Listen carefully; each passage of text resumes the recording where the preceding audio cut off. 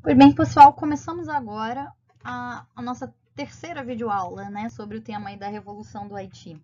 Eu já antecipei um pouco dessas discussões, dessas polêmicas historiográficas, mas eu vou iniciar justamente com elas e depois, né, eu vou entrar propriamente no texto selecionado para a unidade, né, o texto estudado, que é esse do Eugênio Genovese.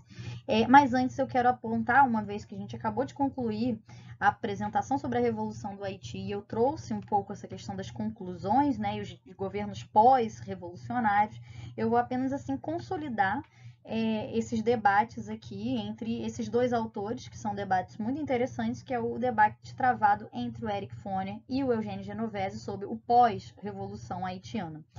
Eles dizem o seguinte, né? Então, como eu falei anteriormente, vou só aqui dar uma reforçada. Enquanto para o Genovese, esse pós-revolução, né, seria fundamental para que o Haiti, né, essas coisas do IC da história, né, porque nós historiadoras e historiadores, a gente não olha para o passado à toa, né? A gente sempre olha para o passado à luz das situações do presente. Né? Então, quando a gente mira a direção, mira o nosso olhar para os acontecimentos pretéritos, né? A gente tem algo no presente que a gente quer mudar, algo no presente que a gente vê como problemático e por isso a gente busca as origens lá no passado. Ou pode ser também o contrário, né? Pode ser algo que a gente quer se inspirar ou algo que a gente quer manter. Mas normalmente, né, esse olhar para o passado busca uma ideia de alteração das condições do presente. Então a gente quer buscar as causas, né? É que nem um médico, quando precisa buscar a cura para alguma coisa, ele tem que buscar as causas do problema, né? A cura para uma doença, você tem que buscar o que está causando. Nós, historiadores, a gente busca essas causas dos problemas do mundo atual, do mundo contemporâneo no passado.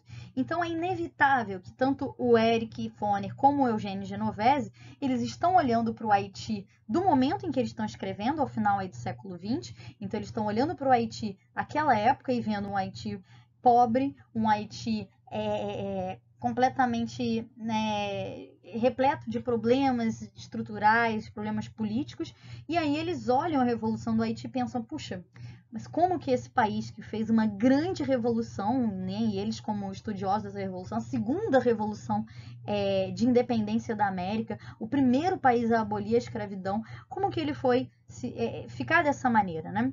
E aí eles vão fazer essa reflexão e aí vem o momento dos e se's da história. Mas se tivesse acontecido de outra maneira, será que seria diferente, né? Então o Eugênio Genovese ele considera que se a linha, né, de ação do Toussaint Louverture e do Dessalines tivesse sido continuada, né, e não interrompida, que talvez, possivelmente, o Haiti se integraria no mercado mundial, né, e conseguiria, de alguma maneira, manter a sua economia sobrevivendo e que o Haiti estaria numa condição melhor. Esse é o IC do Genovese. Já o Foner ele não vai entrar tanto nesse IC, né? O Foner, inclusive, ele vai justamente criticar esse IC do Genovese. O Foner vai dizer o seguinte, olha, primeiro, né, manter como estava não era a intenção, né, das pessoas que realizaram a revolução, né, do povo mesmo, das pessoas que foram para a rua, que se revoltaram, que saíram em confronto,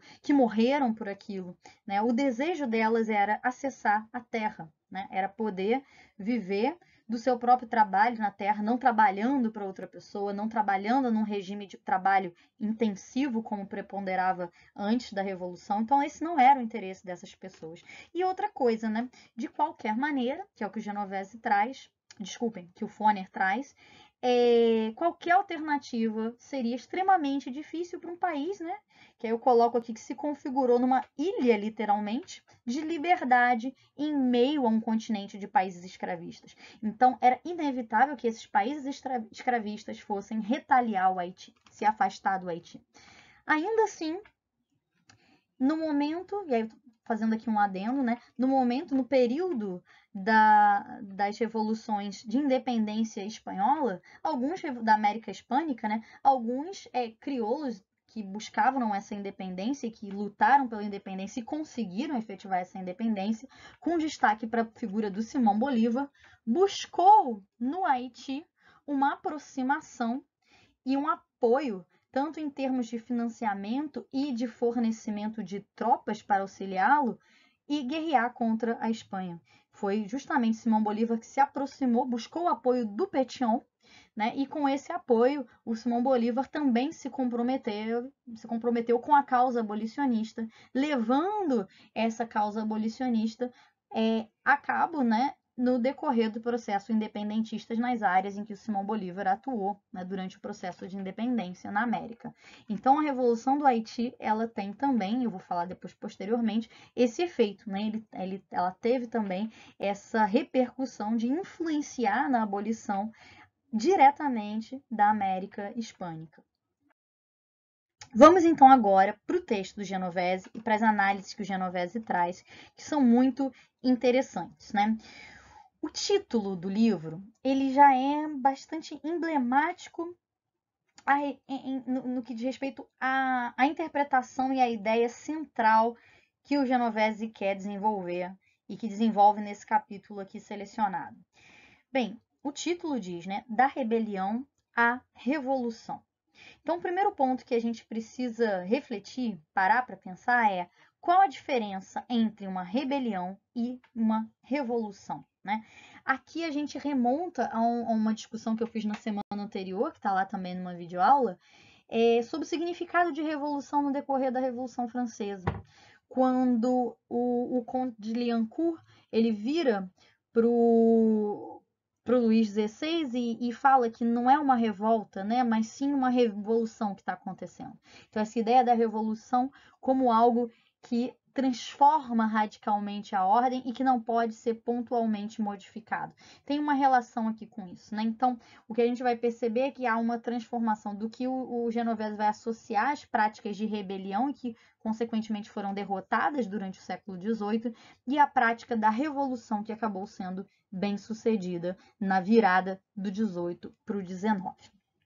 Pois bem, então, fundamentalmente, é importante a gente perceber que o Genovese, ele diferencia a revolta dessa população escravizada, né, afro-americana, do século XVIII, e inclusive ele fala também de outros movimentos quilombolas, ele cita o caso de Palmares no Brasil e fala de outros movimentos que se deram até o século XVIII, né?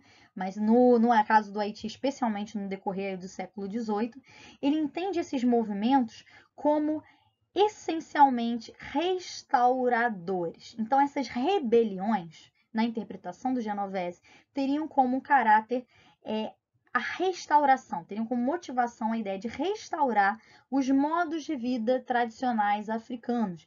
Eles queriam constituir na América reproduções da forma de vida, do estilo tradicional de vida, dos costumes, da organização social daquelas sociedades em que eles viviam antes da diáspora. Então, essa é uma interpretação aí do Genovese.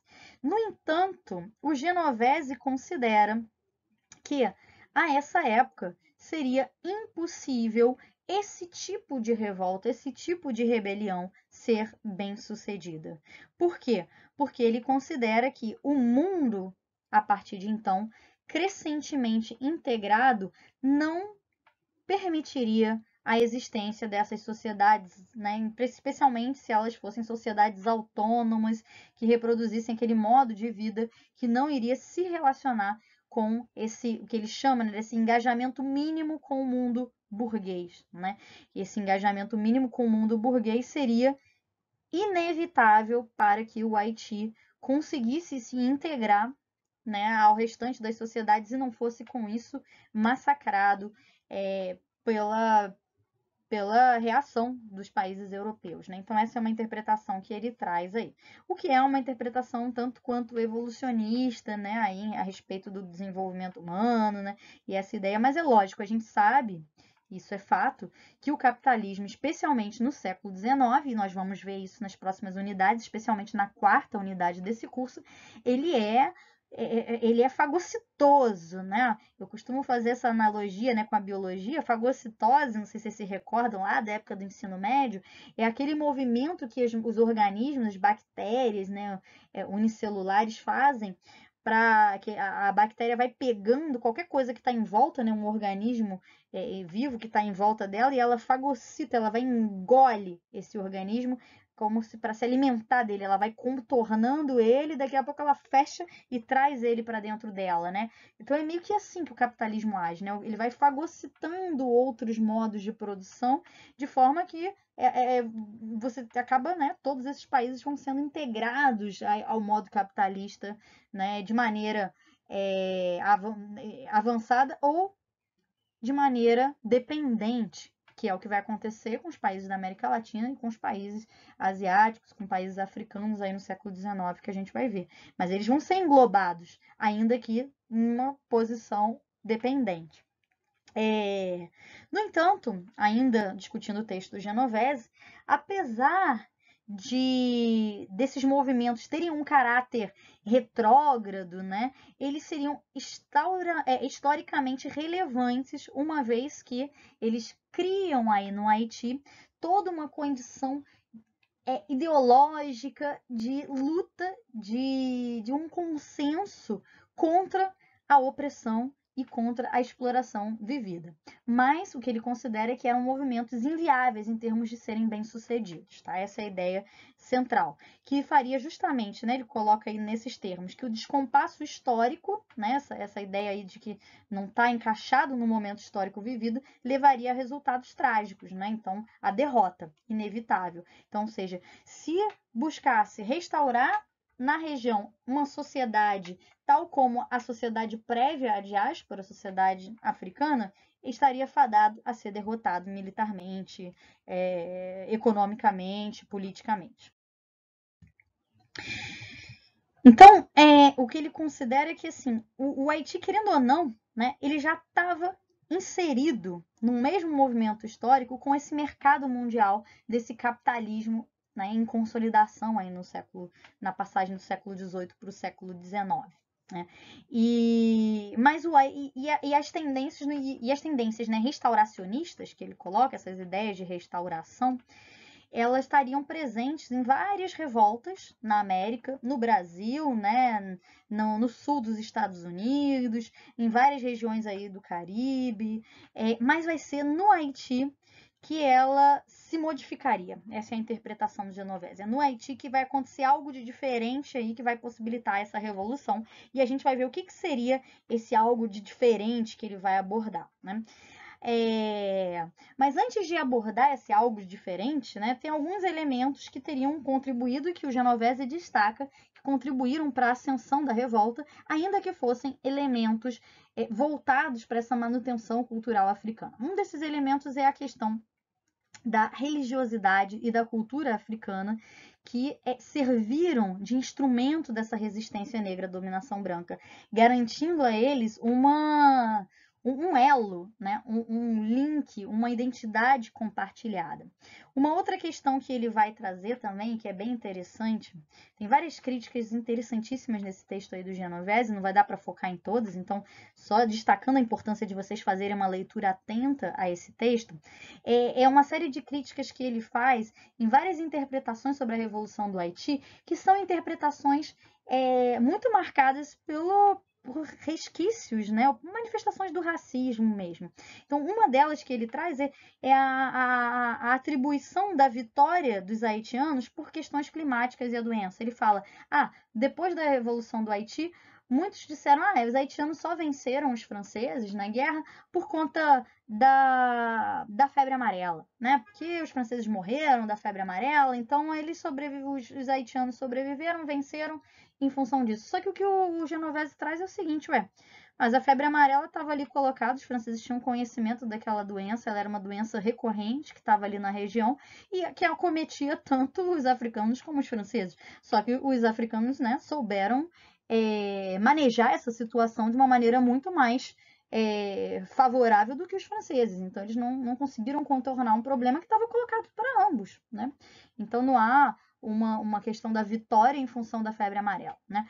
O que ele também traz é como que, muitas das vezes, o lado perdedor, quando é um lado dominante assim na história, ele busca justificar a derrota dele, né, em função de que o inimigo teria sido, na verdade, um problema climático, né? Ele até faz algumas analogias quando, por exemplo, das derrotas do Napoleão quando tenta invadir a Rússia e diz que não, Napoleão perdeu foi para o inverno russo e não para os russos. Aí, pô, peraí, né? Como assim perdeu para o inverno russo? Foi o inverno que venceu. Ele estava invadindo a Rússia no inverno, ok, né?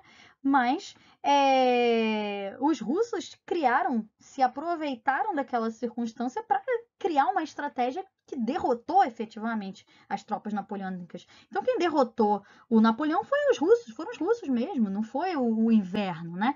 Então, essa coisa de você despersonalizar, né, o vencedor nessas circunstâncias é uma forma, né, de tentar diminuir a importância dessa vitória. Então, o que ele fala é que a mesma coisa foi feita quando se pensou posteriormente a vitória dos haitianos contra os franceses. Então, ele já começa, não tem esse papo de que foi a febre amarela que venceu. Foram os haitianos que venceram os franceses. E ponto. Eles venceram. Ponto. Napoleão não conseguiu. Napoleão, inclusive, a partir dessa derrota do Haiti, ele desiste de interferir na América, vende a colônia da Louisiana, tal desmoralizante a derrota que ele sofre ali, né? Mas isso eu vou falar mais adiante, né? Outro ponto aí que é importante da gente refletir sobre as consequências do Haiti.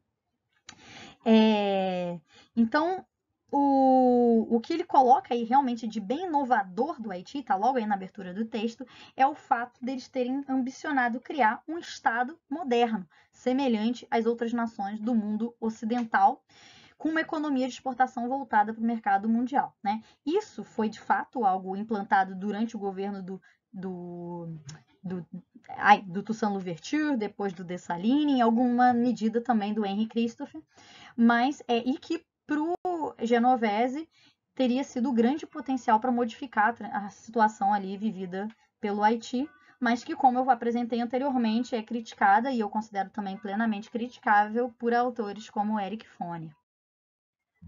Para o Genovese, como eu apresentei anteriormente, né, a derrota econômica e política de longa data do Haiti, que remontaria, né, a esse período pós-revolução haitiana, seria então causada pelo processo de reforma agrária, que, como eu falei, ocorre no governo do Pétion e do Boyer também, que o segue, e nesse projeto camponês que teria deixado o país fragilizado, tanto política como economicamente, em relação ao restante do mundo.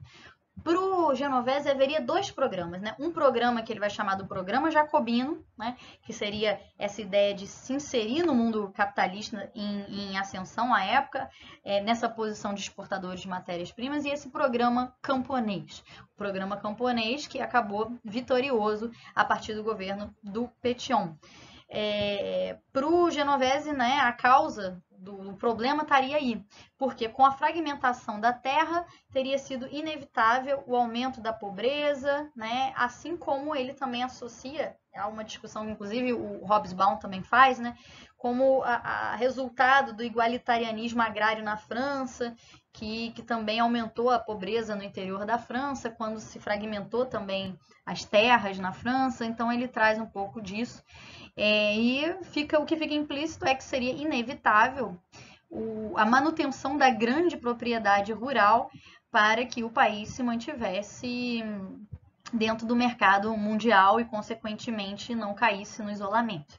O que, como eu falei, é muito questionável, né? Se grande propriedade fosse sinônimo de desenvolvimento, vários países, inclusive o Brasil, né? Não que, é lógico que o Brasil, comparado com a maior parte da América Latina, é um dos países mais ricos, mas ainda assim, países com grandes propriedades, como o Brasil, México, né? Seriam países super bem sucedidos. Então, por aí já é um pouco problemático. Mais problemático ainda se a gente ignora que é um problema que às vezes parece que o Genovese ignora a existência, que é a questão do próprio racismo, né? Então, o próprio racismo também contribui diretamente para esse isolamento do Haiti e as dificuldades que o Haiti vai enfrentar durante o século XIX e posteriormente no século XX, né? Mas o que para o Genovese é fundamental é perceber como que essa ideologia revolucionária ela vivia concomitantemente nos dois lados do Atlântico. E aí ele fala o seguinte, é lógico que os haitianos não precisavam dos franceses para saber o que significa uma luta pela liberdade, né? E os franceses também não precisaram dos haitianos para isso, né? Ela estava se alimentando, né, dos dois lados do Atlântico de uma maneira em que essa ideologia revolucionária confluía, mas se influenciava mutuamente, ainda que viesse de ambos os lados. Isso é um aspecto interessante da reflexão dele, né? Porque ele mostra que a influência do Haiti sobre a França também é muito significativa, e não apenas uma coisa de mão dupla, né? Vinda, essa coisa bem do europeu vai trazendo a ideologia revolucionária. Não, a ideologia revolucionária também se produz do outro lado do Atlântico, né? Também se produz na América. Então, ele fala ainda dos vários efeitos que a Revolução do Haiti promove no mundo, né? Não apenas na América, mas também no mundo. Ele fala, por exemplo, como que a Revolução do Haiti favoreceu o movimento anti-escravagista na Inglaterra. Então, de certa forma, quando eu mostrei aquelas imagens, né, no segundo vídeo para vocês, ou foi no primeiro? Não, no segundo vídeo para vocês, na segunda videoaula, essas imagens inglesas, né, que mostram a crueldade dos franceses contra os haitianos, a gente pode observá-las como uma tentativa da Inglaterra de se apropriar do Haiti, mas também como uma crítica, né, ao que estava ali colocado. Então, ela tem essas duas possibilidades, e a gente percebe, e o Genovese traz essa ideia de que, de fato, a revolução ocorrida no Haiti contribuiu fortemente para o movimento abolicionista inglês e também foi preparando o terreno para o abolicionismo nas Américas, né, nos Estados Unidos e no restante das Américas, em termos inclusive práticos, como eu falei. O Pétion, ele dá apoio direto às tropas do Simão Bolívar, né, em troca, exigindo o compromisso com o abolicionismo. Então, expande o abolicionismo pelas Américas. Além disso, esses franceses que fugiram do Haiti no decorrer da Revolução, eles também levaram com eles várias pessoas escravizadas. E essas pessoas serviram de porta-voz para outras regiões da América sobre o que acontecia no Haiti. Então, essas pessoas contavam o que acontecia no Haiti, estimulando, assim, novas revoltas. E a gente vai ver várias revoltas, né, que pipocam a partir da Revolução do Haiti, difundindo pelo continente, como eu falei anteriormente, esse medo da haitianização, esse medo de que as ideias haitianas se espalhassem pelo restante da América.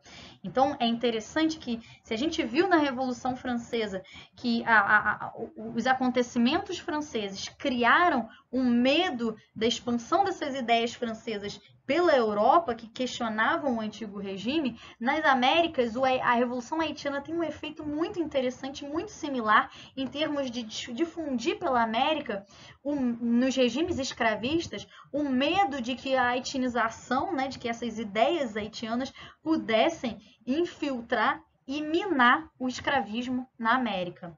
E no mundo, né? Porque isso influencia também na própria Europa. E influencia, inclusive, os rumos da própria expansão napoleônica, né? Uma vez que, ao ser derrotado na América, o Napoleão passa cada vez mais a focar a sua atenção no próprio continente europeu, já que ele não consegue construir a França, reconstruir essa grande França além mar, né? Já que ele é derrotado fora da própria Europa, então ele vai redirecionar suas energias, vende a colônia que ele tem na América do Norte para os Estados Unidos, que é a Louisiana, e foca suas tropas, seus esforços expansionistas no continente europeu, dominando territórios na própria Europa. Contribuindo, inclusive, né, uma vez que domina Portugal e Espanha, primeiro Espanha, né, depois Portugal, para o próprio processo de independência nas Américas, na independência da América Hispânica, né, quando a Espanha fica desestruturada e desorganizada pelo domínio francês, e depois Portugal também, que tem que fugir, né, é a velha história da vinda da corte portuguesa para o Rio de Janeiro, transferindo a capital do Império Português para o Rio de Janeiro, que contribui para o processo de independência do Brasil. Então a gente percebe como que o Haiti está diretamente relacionado com uma série de transformações que acontecem no período posterior no mundo, né? Então é por isso, né, acho que talvez agora fique mais evidente por que eu discutir Haiti num curso de contemporânea, né? Que devido a essa importância de ampla abrangência que a Revolução do Haiti possui.